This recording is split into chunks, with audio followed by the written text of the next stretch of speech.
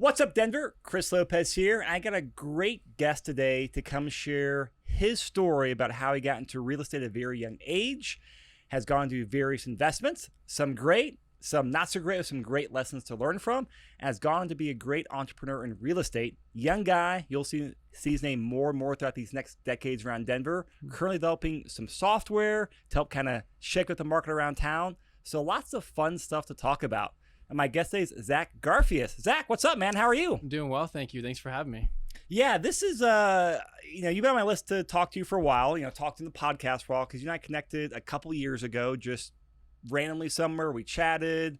I mean, you're an impressive young gentleman. So let's kind of just rewind it some. Like, you've got a lot of neat milestones in your story that I want to touch on because it's interesting and there's good tidbits for our listeners to take away as well. Sure. So what was your first taste of real estate? Good question. So when I was, I think 10 or 11, I was getting my first taste of what it was like to invest in real estate because my neighbor actually had hired me as a laborer. So when I was kind of in summer, in between, school, I would go and a couple of my buddies and I would just go and tear out carpet, padding, get all the debris out of foreclosures that he would buy. And I got a lot of experience in seeing kind of what it was like to buy distressed property. So during that time, I didn't really think much of it. I mean, 10 or 11 years old, I was really just there for making $10 an hour, which was awesome. But that's good money for a 10-year-old. Right? It was pretty cool. It was pretty nice making like $80 on the day and, go and buy a video game or whatever you end up doing as a 10-year-old with $80. So yeah, I had a great time doing that. I was able to, again, do it with buddies and get a little bit of experience of real estate. So that was kind of my first taste.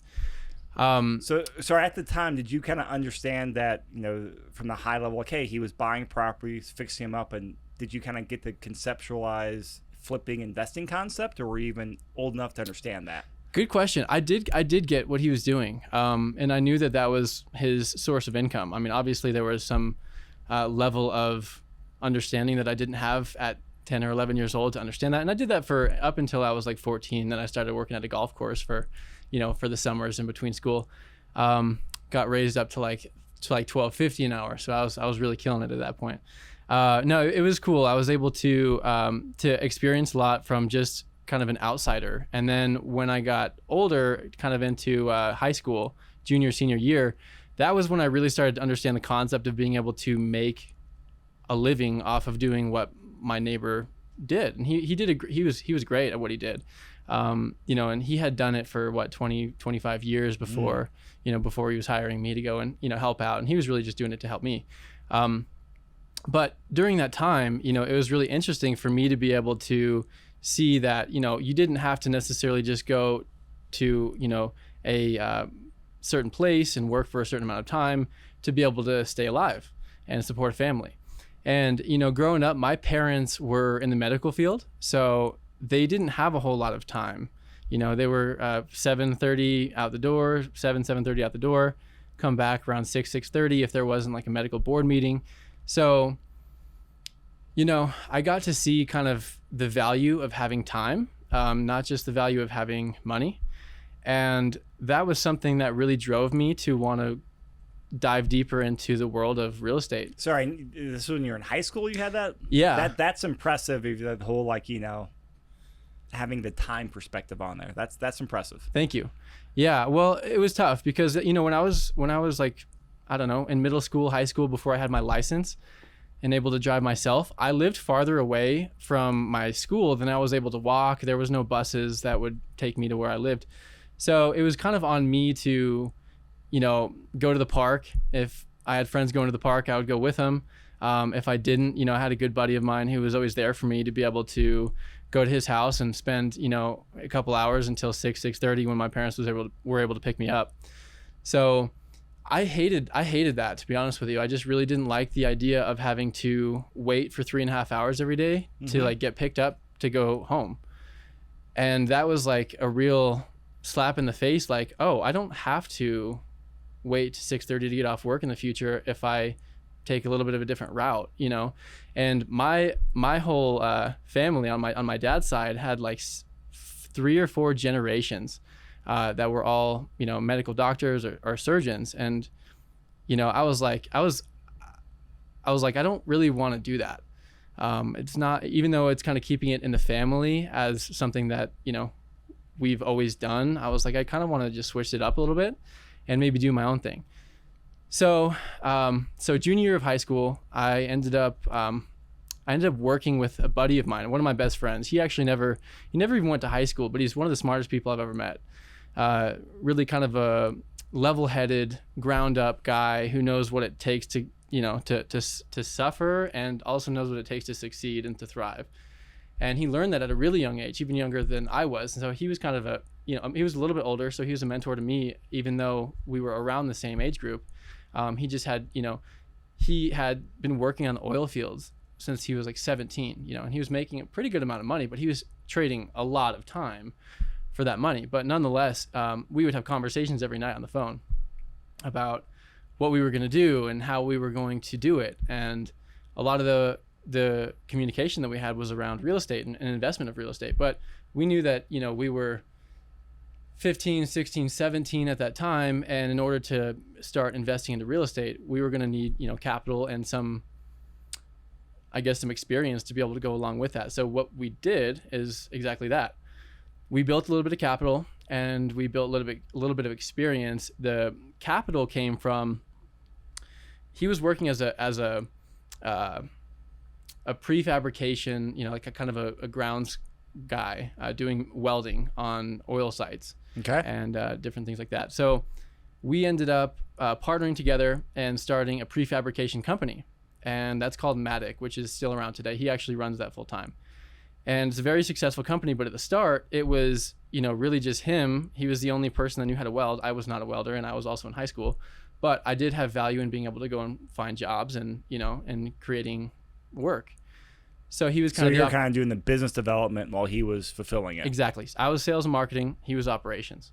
It's a great partnership. It was a really good thing because it helped us get off the ground. I was able to really kind of like dabble my feet into something that I wasn't fully aware of, while he was able to take on, the other half of it that was based around the actual service, which was, prefabrication, which I didn't know anything about.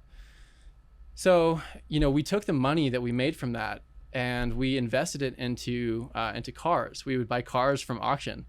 And he also, and his brother, we grew up racing. I should have prefaced that. We grew up racing shifter cars, and they were like the top 1 and 2 in the nation. So I was always drawn to like the fact that they were excellent in what they were doing. And I knew that was going to be something that would stay with them forever. So I was attracted to that. And we've just been best friends, just genuinely best friends. And so all of those things together, I was like, okay, we need to utilize the team that we have.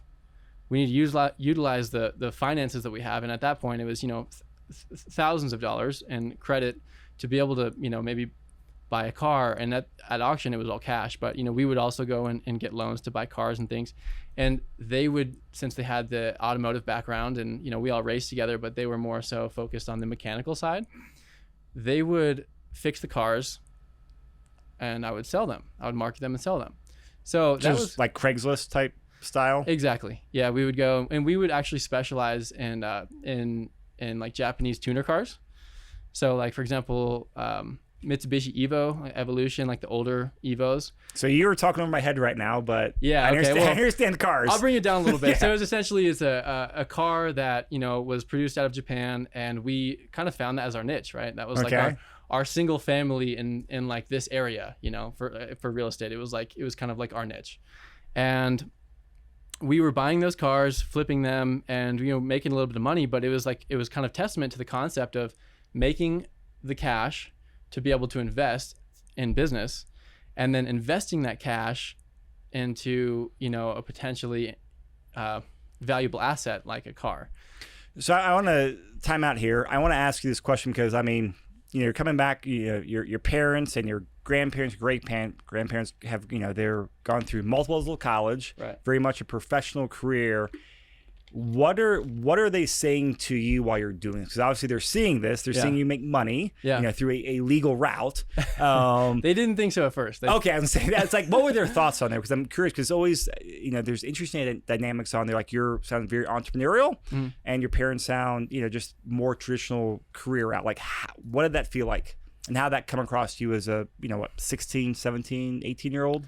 Yeah, it was really hard. It was actually the hardest sale that I've ever had. And I've had some hard sales, but the hardest one was selling my father on letting me pursue honestly, I was going to do it either way. I'm kind of a little bit hard-headed and stubborn when it comes to something that I believe in, which I think is necessary to some extent. That has also bitten me in the past as well, which we can maybe talk about here shortly. But yeah, as far as pursuing what I wanted to pursue and my dreams and my goals, at the start, it was almost impossible to sway the decision of like, yeah, I mean, if you're going to do this, like, you're going to be all on your own, because what are you doing? You have a potential to go to school. I was actually admitted to CU Boulder.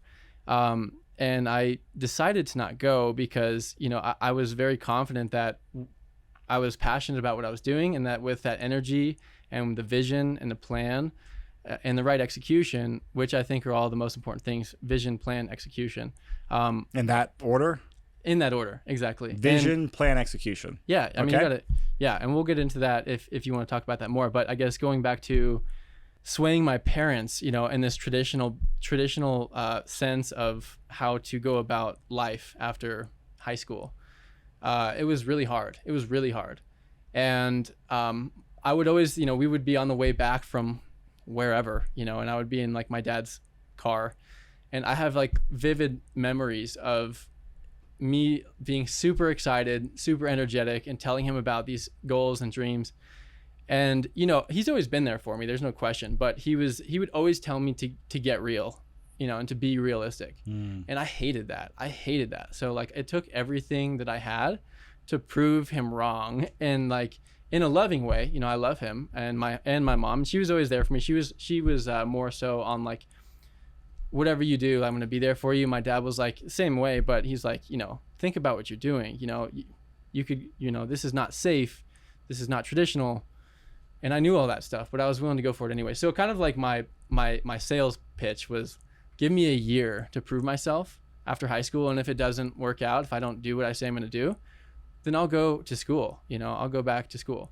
So that was kind of my, and he was good with that. He said, yeah, I mean, or good enough. He was good enough. It took months, maybe a year of consistent erosion of his thought process by my energy. Like, I was eroding his thought process with my energy. And it took a year of that to be able to be like, all right, go for it. And maybe he was just so tired of hearing me say this. He's just like, listen, just go and do what you're going to do. I'm tired of this. Be persistent. Persistence is key. Absolutely.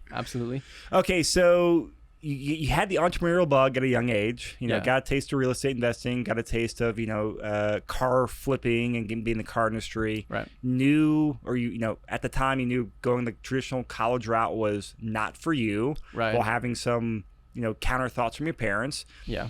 And one of the things I got to mention in the intro about you, which I want to definitely talk about this story, is that you were the youngest licensed agent in Colorado to sell a property. Yeah. And so kind of leads up there, because that's a great talking point, because I imagine you're 18 in a couple weeks or a couple months old. Yeah. So I think you have to be 18 and be a licensee in Colorado, right? Okay, so you're 18 and what's that? So 18 and how many months when you sold your first property? Oh, I was like fresh 18. I was fresh 18. Right when I turned 18, I went to real estate school. So that was kind of my college. I decided, I don't want to go to university. I want to get licensed as a real estate broker, and I want to do what Billy does, because Billy, he was the fix and flipper. He's built a very successful short-term and long-term, a real estate portfolio of investments. And I had and still have a ton of respect for Billy, and he's a good friend of mine. He's invested into me personally.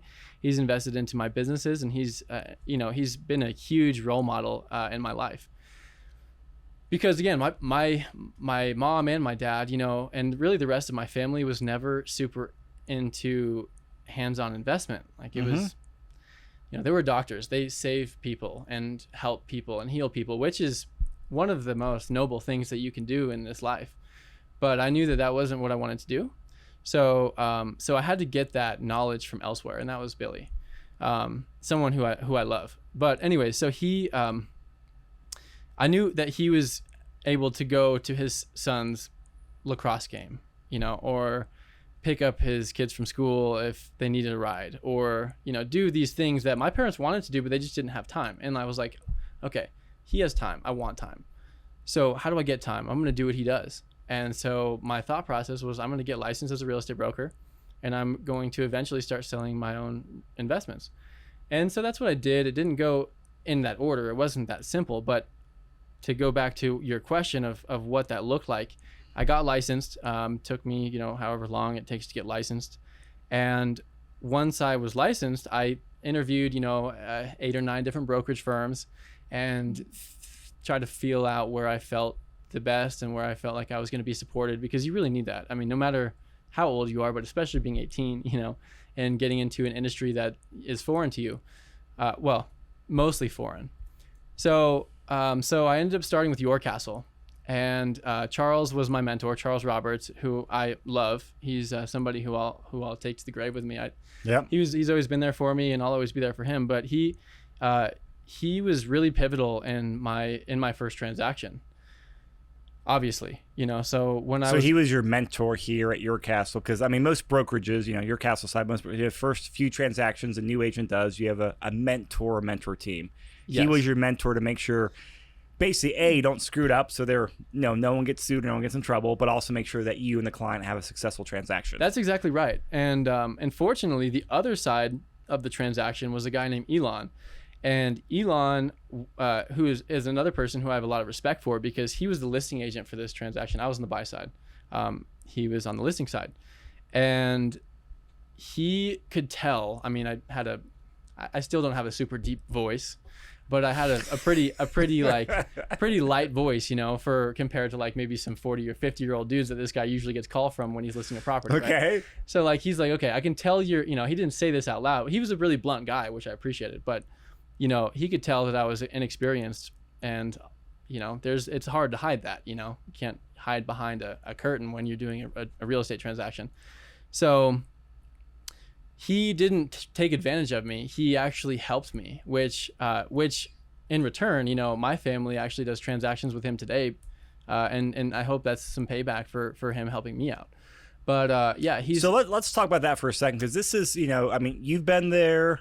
I've been there in previous businesses. You know, you're the young person, you're the fresh blood, where you've kind of got the inexperience. Right. You're young, and a lot of that too is just mental game, where it's like, oh my gosh, like I'm 20 years younger than this guy, I'm 20 years younger than this girl. Like, you know, your own psyche talks against you. Yeah. So you got a lot of that self-negative talk on there. But at the same time too is you can also use it to your advantage, because you do find people like Elon, right, where if you are, you know, positive, you're eager, and you have the right attitude, like people, like they'll appreciate, because like, oh, that reminds me of myself 20 years ago or 10 years ago, and people want to have that reciprocal effect of helping you. So it can be a double-edged sword. So looking back, like, what do you think you did right as a brand new, you know, young agent, you know, fairly new person in real estate? Like, what did you do that sent that message to where someone said, you know what, like, rather than being annoyed by you, I actually want to help you, because there's, hey, you're annoying and inexperienced, or hey, you're inexperienced and I like you. Yeah. And they always want that, hey, I like you and you're inexperienced. Like, what advice could you give other people out there? Because we have a lot of listeners that are looking to get into, you know, fix and flipping as a newer person, or as an agent as a new person. Like, if you can rewind it, like, what tip would you give people? Because you obviously did something right. Yeah. And it may be hard for you to like put your finger on it. Yeah, well, it's a really good question. And I think it's a cocktail of answers. I would say the first thing that's coming to mind is being genuine, and, you know, having someone understand where you are. I think if you try to fake where you are, it can come across as disingenuine, and it's hard for people to enjoy helping somebody who they don't think is being authentic. So I love that answer. Yeah, thank you. So I think just being honest. I think knowing where you are, you know, like just getting over the fact that you want to be the next Ryan Serhant, even though I'm not selling real estate as a broker, but like, you know, that was like my intention at the time. I was like, oh, I want to sell a bunch of real estate, and like that's cool, that's motivating, and that'll get you to somewhere, and you may either stay on that path or make a pivot, and I ended up making a pivot. But I think being yourself, being honest with where you are, and realizing that even though your dreams and aspirations are maybe over here, take the reality check and like know that you're right here. And if you ask for help in a genuine way where you're not necessarily asking for something with, expectations, but more asking for something with like gratitude, I think that will come back full circle. And regardless of what you're doing, if you're a broker or if you're a new fix and flip, investor or something totally different, I think it's the most important thing is to just be yourself. Make sure that people realize that, you are where you are and that you would really appreciate if they could help you. That's it. So I think that's a great and very like honest answer, and something a lot of people should focus on, especially like newer people, whether you're younger and experienced. Like be honest with people. Don't do the fake it till you make it, because people who've been there and done that, they can usually see through that. Exactly, they'll see right through it. One day or the other, it'll come out. So just be honest from the up front, and hey, you're gonna still take your black eyes. You're gonna get kicked in the gut. You will. But some people are like, you know what? Like, I relate to that. I like it. Okay, so getting back to the story. So you were 18 a couple months. Yep. You closed your first transaction. Yeah. And how did you know that you were the youngest licensee to actually close the transaction? Because that's a good question. Yeah. I've been asked that before. Because Charles told me about this years ago. Like, I remember when we actually and I connected somewhere. We talked, and he's like, "Yeah, this you said it, and that kind of rings a bell." But Charles had mentioned you at some point, but I remember not your name, but I remember the story, which is the youngest licensee, sure, and that Charles had mentored this person, which was you. Sure. So the way I found out, I actually called Dora, and I was like, "Hey," I basically opened up a ticket with those guys, and I was like, just doing some research. I was like, "Hey, can you search your database and find out, if I might be the youngest person to have sold?" I was genuinely curious. Like, there's not a lot of people, because the thing is like nowadays, you'll go on like Instagram or Facebook and things, right? And you'll see that there are people who are young, probably like my age-ish now, and they're making videos, promoting like sponsored videos, promoting like their course because they've, they decided that, they wanted to make a video having people go from, wherever they are and maybe skipping school, skipping college and getting into, investment. And there's some people doing like e-commerce and different things that don't require a college degree. And there are people making courses around that. And when I was starting out, this was like almost 8 years ago, there was no course or like other people giving you the confirmation that like if you don't go to college, you're gonna be like you could be okay. It just depends on what you do. Like obviously you're not gonna be a neurosurgeon and not go to university. Like that's a given. But you can be a real estate investor, or you could be an entrepreneur. You could be a lot of things that don't require necessarily a degree. But I didn't have that. Like I didn't have, like, this was a while before people started making these videos and promoting the fact that like you can be young and doing things that are not standard for your age. So it was a little bit different to me, and I knew that like there was not a lot of that going on really like anywhere. Like all of my friends were in school, or if they weren't in school, they were doing kind of maybe a trade job or something like that. And I was just like really curious. Like I had like a feeling that I was like, I think that there's probably nobody else that's done this like at a younger age, just in general.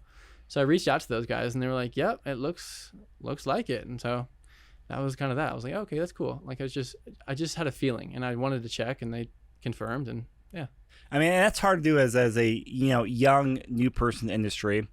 So kind of fast forwarding, because I've heard this actually from a couple people mention this. You bought a property. I don't know if I can't remember the details. A foreclosure seemed like a great deal, but you're not being kind of second in line on the second position on the mortgage. Yeah. So kind of tell us a story about that, because I did a very poor job of setting it up. But tell us a story on there, because it's you took action, you invested, skipped some due diligence, but you learned from it. Like, what happened? Yeah. So as I said before, I think the most important things for doing anything are like a vision, a plan, and then execution. And if you compare that to an ice cream sundae, the vision is maybe the ice cream, or a banana split. I'm sorry. I'm trying to think of different types of ice cream, even though I do love ice cream. Banana split. You've got your ice cream, you've got the banana, and then like, let's just say the chocolate. So the vision is one of those. The plan is one of those, and the execution is one of those. So if you don't have one of those, then you have maybe ice cream with some chocolate, or you have a banana with some chocolate, or ice cream and a banana, but you don't have the chocolate. The point is like, it's very important to have all three. So what had happened is that I had a vision and I executed. I had somewhat of a plan, but it wasn't specific enough. So let me just restart a little bit more. When I was a agent and I got licensed and I sold my first transaction, and there was like a little bit of buzz around the fact that I was the youngest person to sell in Colorado. Yep. That had attracted a few different investors and people who wanted to work with me because they saw, hey, here's a young guy that's trying to like, carve his own path. Oh, right? I could totally say, yep. Sure. Like, young and hungry. Young and hungry. And honestly, I would have done the same thing if I was them. I was like, hey, I want that guy or gal on my team.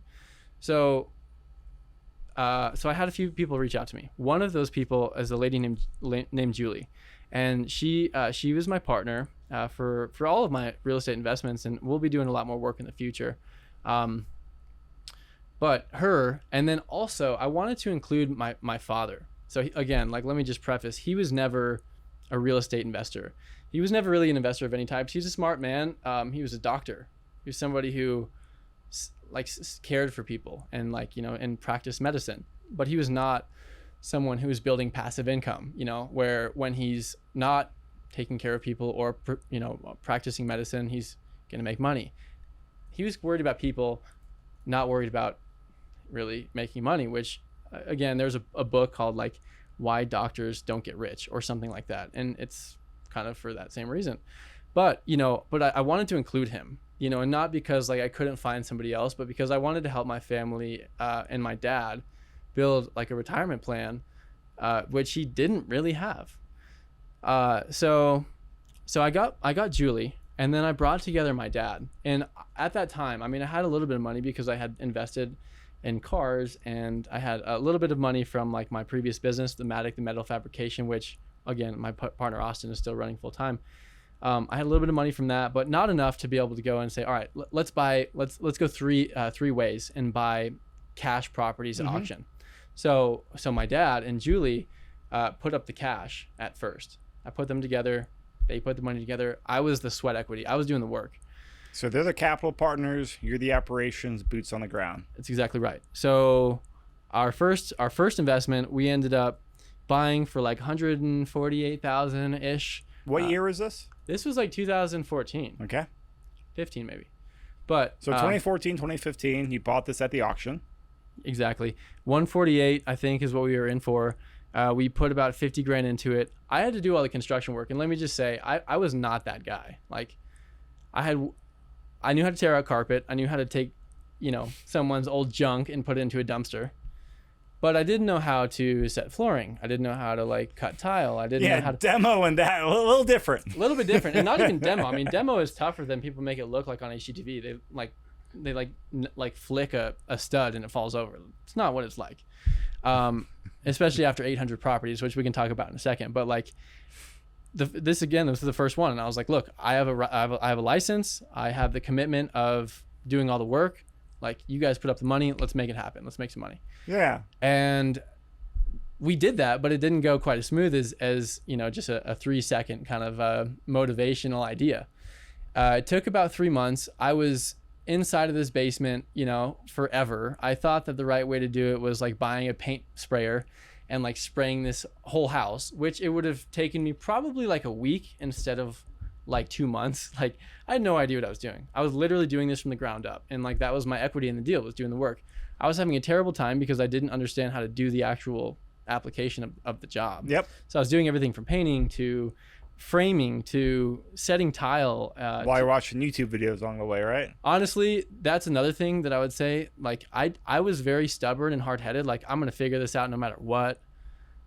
I don't need YouTube. And like, that was one of the biggest things in my life that like I would say to anybody else starting out. It's like, utilize resources. Everyone needs YouTube. Everyone needs YouTube. Resources are there for a reason. And people have experience for a reason, and you want to utilize experienced people for a reason. And sometimes if you don't have money, or if you're trying to save money, you have to do it yourself, and that's fine. But YouTube is free. And I should have used it, but I didn't. I was hard-headed, and I was like, I'm going to do this no matter what. I'm going to cut my own tile. Like, I don't care. And it's kind of good because I wanted to have like an unfiltered idea of how to do things. Like, I wanted to be so cutting edge and so like so much of a I just wanted to do things on my own so badly, I guess, that I disregarded the resources that were out there for people that were like more experienced than I was, which was stupid, but that's just what I did.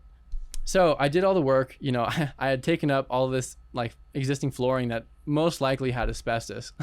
I just had no idea. I was like, no mask, just some like, 18-year-old kid, like, crowbar and hammer chipping away, these asbestos tiles. Like, I've been there and done that. That's no idea what the hell I'm doing, Yep. but I did it, So I did that. We ended up putting about $50,000 into it. It was like 3 months of work from the time that we bought it to the time that we sold it. Dealt with this homeowner.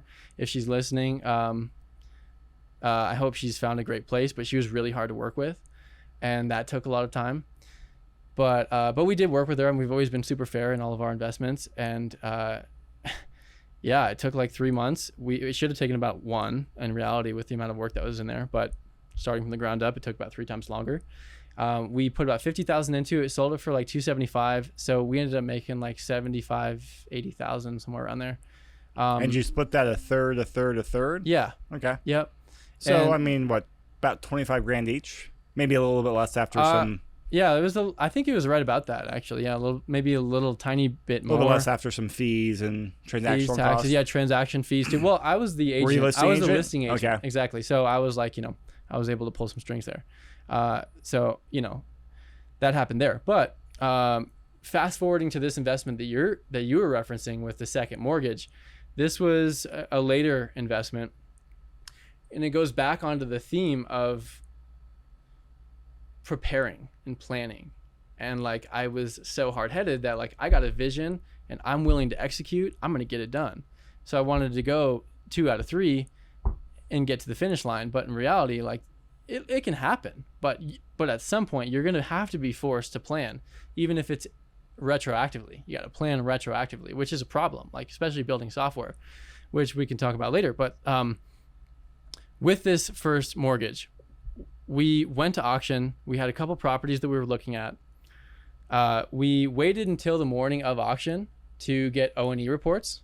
What's an O&E report for the listeners? Yeah, owner and encumbrance report. So basically anything with the title, things that we should essentially know before buying into a property. And it was a little bit of a rush situation.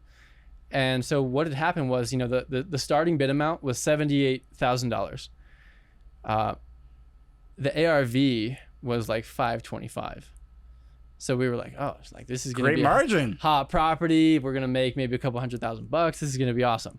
That was the thought process. We ordered the O&E report, and it was a rush situation. That's kind of how a lot of auction investors did it. Nowadays, most of the auctions are online. Before this was happening, this was all in person. So I'd be going to every auction, every public trustee auction in Colorado, like up in Eagle County, all the way down here, Jeffco, Douglas County, Denver County, like all over, everyone. We'd just be there. And we put in a bid we put in our starting bid for $78,000 and like, 1 penny or whatever it was. Maybe it was just like the starting bid amount, $78,000. We did that. I was like running through this report. We had like 3 or 4 properties that we were bidding on. So like we had 3 or 4 reports in this morning, and I had to like look through them. And the title company, they sent me a list of documents that were not summarized in the way that usual O&E reports were for me. So I had to like look at all these documents that were foreign to me. Like I wasn't like a title executive who knew how to read through these. I wasn't like a mortgage analyst. I didn't have any of that experience. So you're rushing, looking at, scanning documents, a PDF, not sure what you're looking at. Yes. There was like a 20-page document for this property, and I'm just scrolling through it like. So it looks good at a glance. Looks good. Let's just go for it. Let's just go for it. Turns out,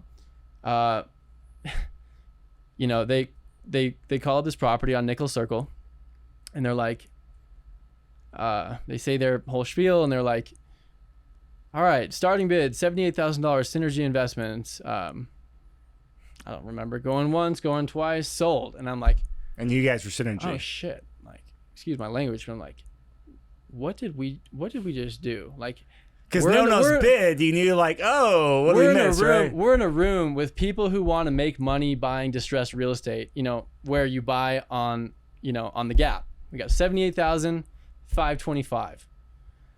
There's a lot of money in between there that all of the people in the room wanted to make some money. Everyone's looking to make some money. We were the only ones that bid on it.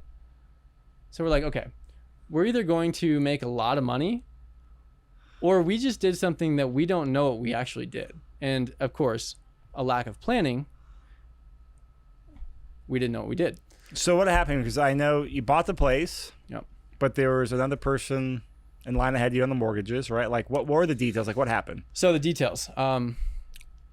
So the borrower, actually, of the first and second mortgage of the home, the homeowner, was there at auction. He was a commercial real estate broker, actually a very experienced broker, who had got upside down in 2008 with car washes.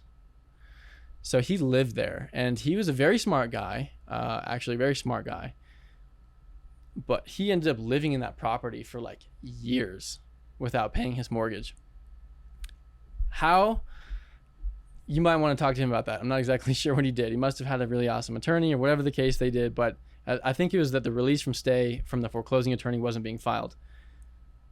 I guess more onto the point of like what that looked like. So he was there. He came up to us after we bought it and was like, "Hey, I own, I live in the house that you guys just bought the second for.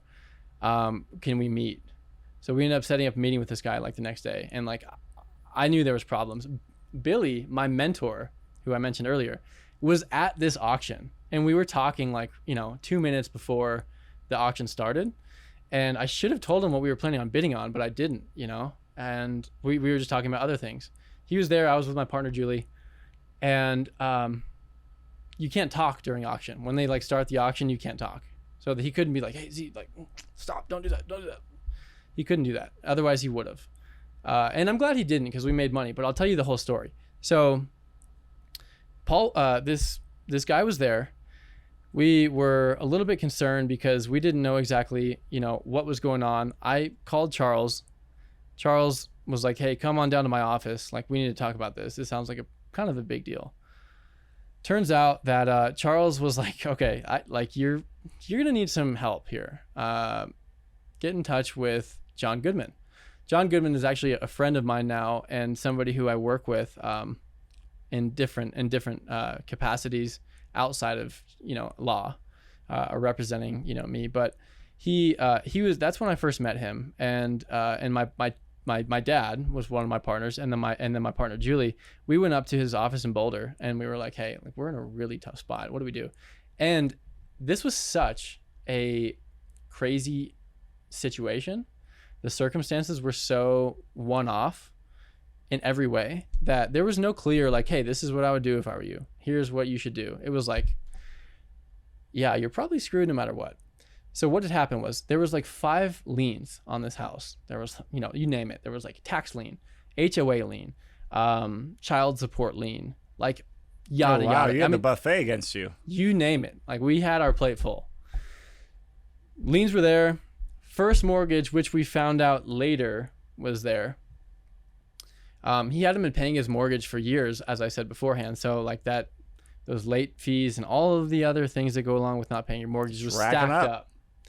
So we had $78,000 into this property that essentially would have been pixie dust, because if that release from stay would have been filed by Janeway, which was the foreclosing attorney, if that release from stay was filed, the property would have gone to auction that next week. So literally it was about a year and a half. No, it was about 2 years actually, from when the deal started to when it ended. And during that time frame, every single week, the property could have gone to auction. And if somebody was to have bought it with $78,000 less than we have into it, obviously, we would have been wiped away. So like literally we would have owned something that was worth nothing. It was pixie dust. We bought $78,000 of nothing. was what the case was. And on top of that, if we wanted to make it something, we would have had to have bought out the first.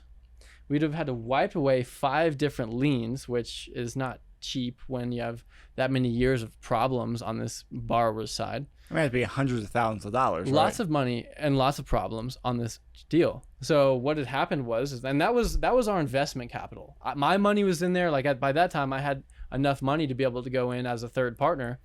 So how'd you pivot? What was the solution here? Like how'd you pivot and get to the end game? Because I know you guys made some money, you made some return. Yep. What'd you do? Like how'd you get it done? Okay. So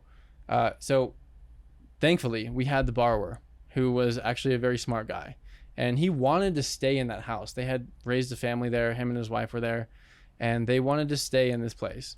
And we were willing to work with them because, I mean, ultimately it was like, let's treat this gently. Like, you guys help us, we'll help you, and it'll be okay, you know. But it was very, very teeter-tottery, you know. And so what ended up happening was we were able to negotiate with all of the lien holders, and we did payoffs on all of those liens. So we wiped away the liens. The first mortgage, it was a U.S. bank note that was serviced by Wells Fargo. We were able to work with the borrower to pay off that first lien at I would say a small discount. And we essentially bought out the first, which made it to where we were no longer worried about losing that $78,000, because if somebody else was to have bought that first, we would have been wiped away, as I said. So we would have nothing. So we ended up buying out the first, and that was like our breath of fresh air. No one else was going to wipe us out if it went to foreclosure next week. So we wiped that out. We wiped out the liens. Now we own the property free and clear. The next plan was working with this guy to make an amicable solution. Keep him in his house, make some money. We didn't do this for nothing. So what we did was he had filed bankruptcy. So there's 2 years, as you know, there's 2 years from when you file bankruptcy to when you can apply for a new loan. So we did a 24-month lease option. We kept him in there. We kind of, had this whole deal going on, holding him by his collar, because it's like, look, you defaulted on this bank, these banks, and these other people, these other lien holders, you defaulted on them. So like, there's something going on there, we don't trust you a lot, but we trust you enough to give it a shot. So like we had this very teeter-tottery deal. You pay us this, in 24 months, we'll sell the house to you for this. That's what we did. So we bought out first, already on the second, wiped out the liens, refinanced. Once we refinanced, then obviously we had kind of our investment money back. We were cash flowing off of the mortgage, PITI. Tenant was staying in place. 2 years later, he bought us out, and we got about an 18% return on the investment, which was okay. And then, but more importantly, we were able to keep him in place. He kept his house. Life went on. But, so I mean, this is ultimately a win-win. I mean, obviously, like, you as a new investor, you went through your freshman, sophomore year of college. Yep. of learning a couple lessons there. Yep.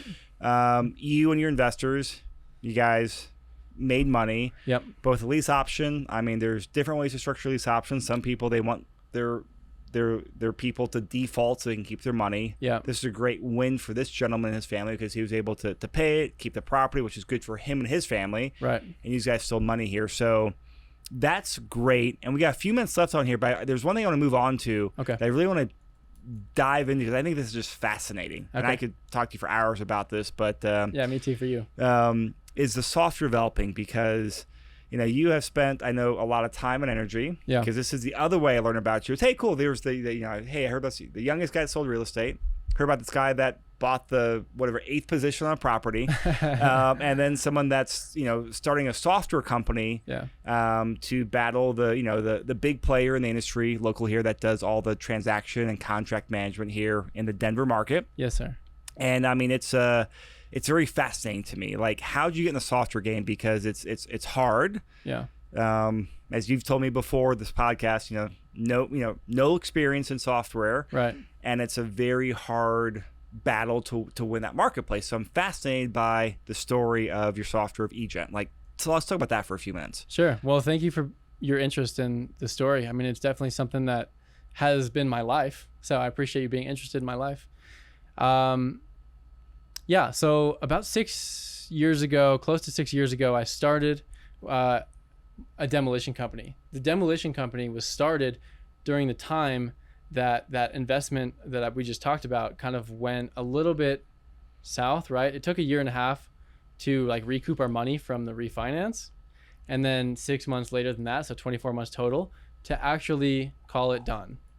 So it held up our money. I was an 18-year-old kid, I guess by that point 19, with a real estate license, but like anybody outside of friends and family who doesn't trust you a lot probably is going to go with somebody twice your age or 3 times your age that has a lot more experience selling real estate than you for the same price, right? So I was like, okay, my investment capital is tied up. We're during the middle of the school year, like the middle of the semester. I can't go to school, and no one's going to buy real estate with a 19-year-old kid other than like family. So okay, what am I going to do? So I thought to like, what is the worst thing like that I've had to do so far? And it was demo. It is not easy. HGTV makes it look easy. We've been on HGTV a couple times, and they made our work look easy, and it's just not. So it sucked, and I was like, okay, I could probably start a business like selling something that sucks to people that don't want to do it, and that's what I did. So, but I knew pretty early on that I didn't want to do that forever because one, it's a linear business. I mean, with the model that I was running, and two, I actually had back surgery at 19 because on my first real estate showing. At 18, I was rear-ended by a semi, and I had a back surgery at 19. So like I was like, okay, physically can't do this forever. Like mentally, I want to do something more exponential. Like, how do I do that? So I just began like the process of thinking about different things I could do. Then I came across eGen, which is a contract and transaction management software for Colorado.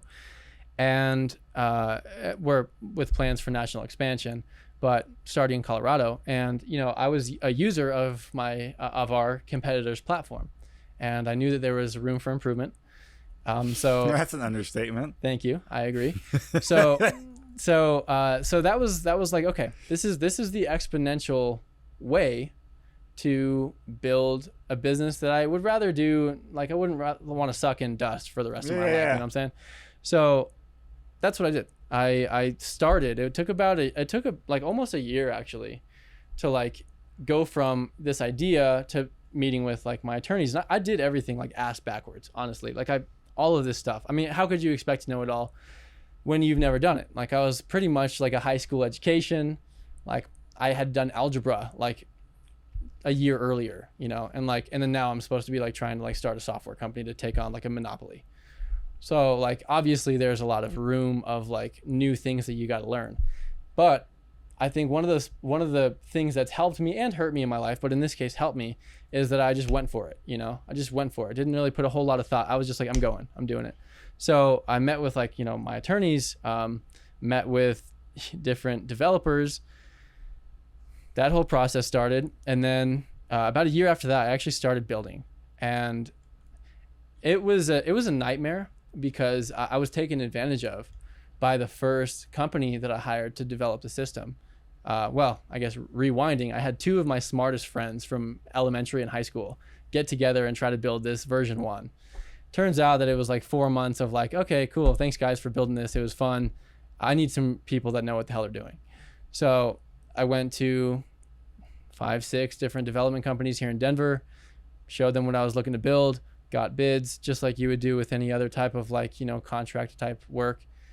And I found a company that told me X amount of dollars, X amount of time. They doubled the dollars and tripled the time. And they put me in a really tough position because like I'm this kid who doesn't know anything about software or project management of software. They're like, shit, I can make a lot of money off of this guy because he doesn't know what the hell he's doing, and I'll just put maybe one guy part-time on this and then act like we're working on it. That's what they did to me. And honestly, I'm not going to say they did to me. I'm going to say I did it to myself because I should have, before I invested a lot of money into something, you got to know a little bit about it. And that was one of the things that I didn't do. I mean, that's a lot of the things I've done. So something that you said that resonates with me, I think, is a great point, is like you took responsibility for it. Like you're like, hey, this happened to me, but ultimately, rather than playing victim, hey, took advantage of me. Like, you know what? Damn it. I should have known this better. I should have done this. I should have done this. I should have done this. Like, and that's the big difference, I think, in my mind, because I've been there as well. No I'll doubt. be there again in the future. You know, like, no doubt. Damn, I should have done that. But you took responsibility, which is a key lesson for entrepreneurs and investors. That's a great thing to hone on for people. Thank you. Yeah, it was hard for me to accept that. Like, honestly, I went through like a period of like rage. I'm like, excuse my pat, but I was like, I was really upset. Yeah, I know that messes with like the audio. You're good now. You're good, man. It's awesome. Yeah, it was so upsetting. I was so like enraged because I had literally everything that I had ever worked for, like everything. And I'd self-funded this, by the way. I didn't raise capital. I did this all myself because I believed in it so much. And I also wanted to preserve the equity because I knew that if I was going pitch to an investor on like taking on my competitor, they'd be like, all right, it's a big risk. You don't have a lot of experience. They want some equity. A probably good chunk not of some, equity. probably most of it. And like I took the path that I did, so I didn't have to be in that position of being under the gun. You know, I wanted to be under my own gun, and so I did that. And like that comes along with the negative sides too of like having to bite your own bullets. So yeah, I would say that was a really upsetting thing. During that same time, I was working a deal with like a very big organization, digital real estate organization here in Denver, in Colorado. And they were like basically ready to rock. But I wasn't able to match like my intentions and my motivations for the software with like our development situation, because again, it was totally out of my control and they were taking advantage of me, which I was the one that was able to be taken advantage of, which I shouldn't have done. It's my fault that I let them take advantage of me, but I did.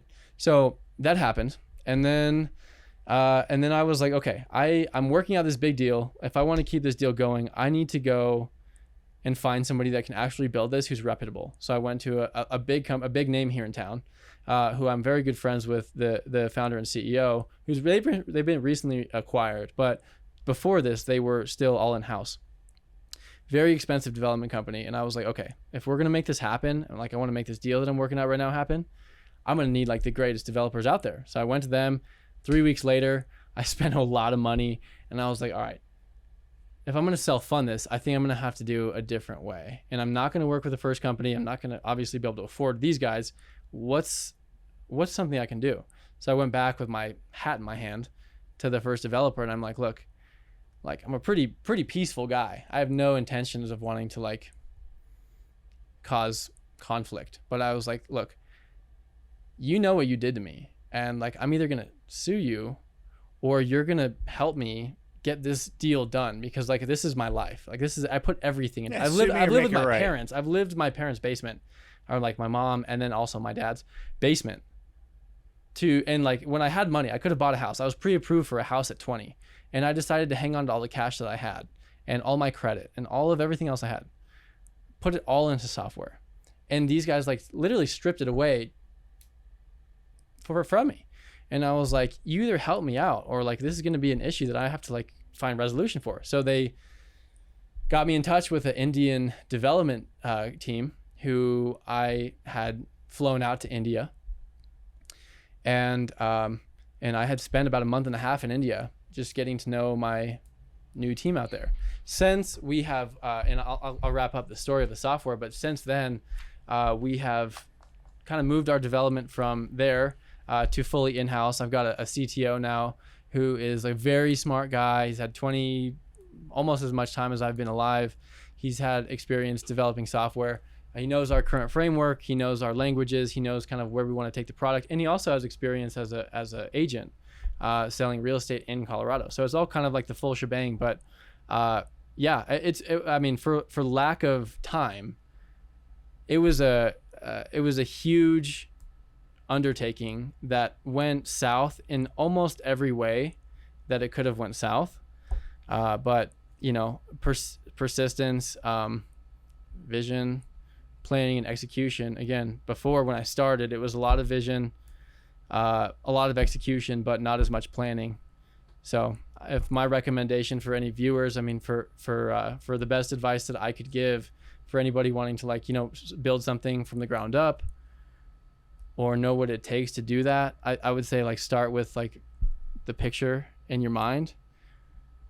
Write that picture down very descriptively, as descriptively as you can. And sometimes that's the hardest part, is like actually being able to be in a mindset where you can visualize, because there's so many outside forces in our lives and stresses and attention grabbers and Instagrams. I mean, all these things that can grab at your mental bandwidth. And if you can spend that mental bandwidth towards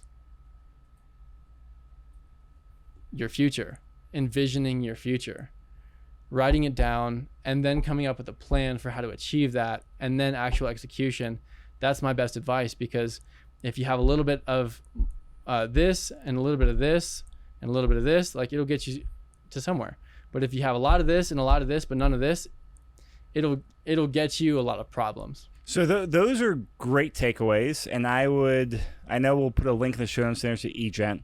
But for agents and brokers out there, I mean, definitely check it out, because you guys there's really good potential to shake up the industry out there, with the 3-letter software out here that dominates the marketplace. So I'm a cheerleader for you guys. Thank you. I like competition. Yeah. I like you. Thank you. So listeners out there, not so much for, buyers and sellers, but for more agents and people that are in the transaction. Right. Know this guy, Zach. Know a software agent, because, like, there's great potential there. And let's throw him some momentum and just add a little more gasoline in the fire here. Thank you. So, Zach, this has been great. I love your story. I love you being just very frank and honest with, hey, you've had lots of ups, you've had some downs, you've had some black eyes, all this stuff. And we'll put links. I know you got a few different websites, social media handles, but what's the one best way for people to get in touch with you for a simple call to action? Well, I would say if there's people out there, I'm sure people are going to be in different parts of their lives, looking to do different things. So, I would say a call to action that would benefit me is, hey, check out our software. But I would say a call to action that would benefit other people is evaluate, if you're happy. If you're happy, then keep doing what you're doing. If you're not happy, then get to a place, like, sometimes it actually takes, like, driving physically or walking or however it takes. Go to a physical place that makes you feel. It doesn't need to feel good. Doesn't need to feel, just makes you feel. Go to a place, close your eyes, and picture, like, how you want to live, like what your life would look like. And again, like, it's not like a one size fits all, because there could be people that are listening right now that have totally different intentions for what they want to do in their lives. That's cool. But I would just say, if you're happy, keep doing what you're doing. If you're not, I mean, you got to fix that, because it's not fun to live unhappy. I've lived unhappy in my past too, because I've dealt with a lot of problems, and this 30, 45 minute podcast, you can talk about a lot of problems, but, like, these are years of issues and, like, days that you wake up and that's what you're thinking about. And, like, that, and problems, generally can make you unhappy. And, like, if you have a lot of problems, you can be really unhappy. And I've been there. So, like, take away the money aspect. You got to stay alive, obviously. Like, got to feed your kids. If you have kids, got to feed yourself. But make sure you're happy. If you are not, build a vision. And if it's really hard for you to visualize, you got to physically go somewhere that makes you feel. Close your eyes. Maybe watch movies, like, watch your favorite movie. And, like, if you want to live like the person, like the main character or whatever, like, visualize that being you. Write it down. Kind of break that down into, like, a plan. And that plan should be, like, X amount of steps. But then in all of those X amount of steps, there's, like, 100 tasks for each step. Mm-hmm. So you got to move your long-term goals, and you got to break them down into, like, annual, quarterly, monthly, weekly, daily, hourly tasks. So if you're happy, keep going. If you're not, build a vision, build a plan, break that plan down into what you need to do right now and what you need to do in 10 minutes, what you need to do in an hour, execute. And then you will eventually live the life that you want to live, if you're not already. I love it. That's my advice. So Vision, plan, execution. Yeah. Well said, Zach. This has been a pleasure, man. Look forward to following your journey over the next, years and decades. Thank you. And just kind of get in touch, and I recommend everyone out there who's listening, if you're a young investor trying to figure out how to get your way in the world, talk with Zach. He's, can give you some great advice. If you're an agent or a broker out there, talk with Zach about his software as well, because there's some really cool potential there Yeah. to shake up the industry. So Zach, thank you so much, my man. Thank you.